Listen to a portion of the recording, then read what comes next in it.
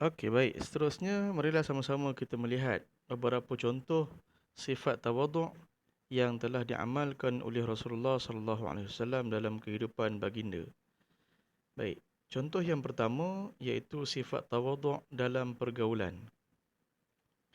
Rasulullah sallallahu alaihi wasallam telah menunjukkan sifat tawaduk ketika bergaul terutamanya dengan kanak-kanak. Walaupun mempunyai kedudukan yang mulia, walaupun baginda adalah seorang nabi, seorang yang lebih berusia, seorang tua, seorang Rasulullah, kekasih Allah, baginda tidak sombong dengan kedudukannya. Sebaliknya baginda menghormati dan menyayangi kanak-kanak. Ya.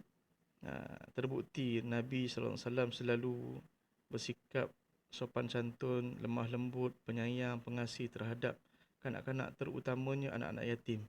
Sebab apa? Sebab Nabi sallallahu alaihi wasallam sendiri adalah anak yatim, yatim piatu. Baik, yang kedua, baginda sentiasa bersikap lemah lembut dan menunjukkan kasih sayang terhadap mereka. Anas bin Malik radhiyallahu anhu meriwayatkan bahawa Rasulullah sallallahu alaihi wasallam selalu menyantuni kanak-kanak dengan mendahulukan ucapan salam ketika bertemu. Bukan kanak-kanak bagi salam pada Rasulullah, tetapi Rasulullah bagi salam kepada mereka. Menunjukkan sifat tawaduknya Rasulullah. Dan membelai rambut mereka dengan perasaan kasih sayang. Nabi sebut siapa yang belai rambut anak yatim ni dalam satu hadis, Allah akan gugurkan dosa dia. Baik. Jadi Nabi tunjukkan sifat kasih sayang sebagai contoh, sebagai teladan untuk kita ikut. Sifat kasih sayang terhadap kanak-kanak. Baik. Itu contoh yang pertama, tawaduk dalam pergaulan. Baik, contoh yang kedua, tawaduk dalam kehidupan rumah tangga. Rasulullah sallallahu alaihi wasallam menunjukkan sifat tawaduk ketika bersama-sama dengan keluarga. Baginda bersama-sama membantu isteri melayani keluarga dan menguruskan rumah tangga. Bukan dia sebagai suami dialah I'm the king. Bukan.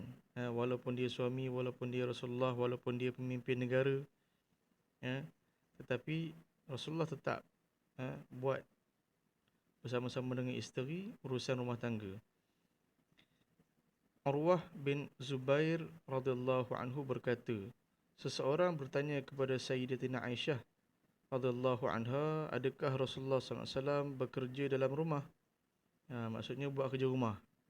Lalu Sayyidatina Aisyah radhiyallahu anha menjawab, Rasulullah sallallahu alaihi wasallam menampal selipar, menjahit pakaian dan melaksanakan tanggungjawab dalam rumah tangga sebagaimana yang dilakukan oleh orang lain.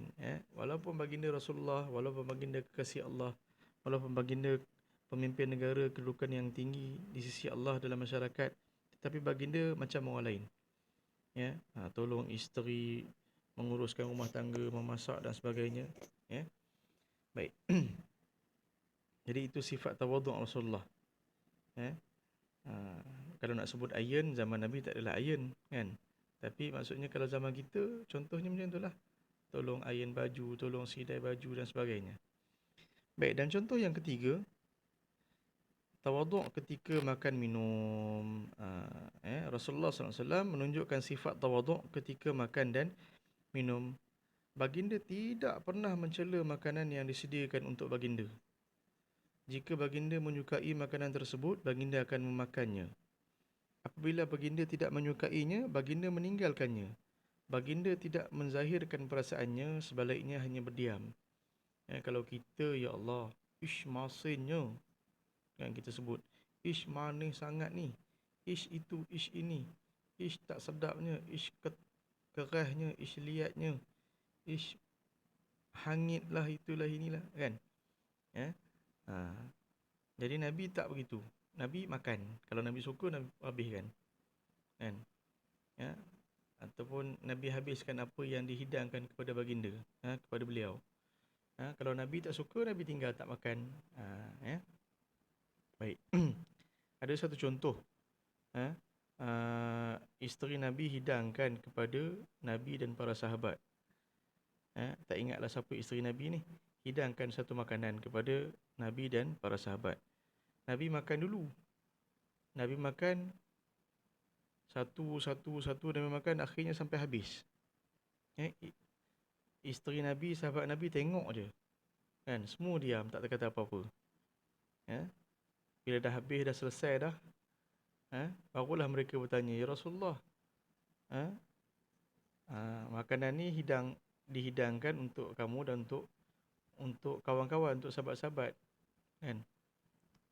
Untuk kami lah maksudnya. Kenapa kamu makan habis? Rasulullah bagi tahu, akhir dah habis dah, baru Nabi beritahu kan. Baru Nabi beritahu, makanan ni tak apa sedap, jadi aku habiskan, Nabi kata. Dia berlawan dengan sifat tadi kan.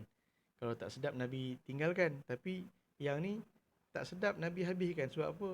Aku takut nanti kalau aku bagi kamu makan, kemudian kamu mengumpat isteri aku kat rumah. Isteri Nabi masak tak sedap lah kan, tapi dah depan Nabi, aku makanlah juga, kita makanlah juga kan, padahal tak sedap pun. Contohnya begitu kan. Jadi Nabi ni sangat jaga mulut sahabat-sahabat Nabi, supaya jangan mengumpat isteri dia. Jadi Nabi makan habis makanan yang dimasak oleh isteri dia. Kan, isteri dia pun terkejut. Tapi dia tak cakap lah kat isteri dia masak tak sedap, dia cakap depan sahabat dia. Kan, jadi aku tak nak kamu mengumpat isteri aku, jadi aku makan sampai habis.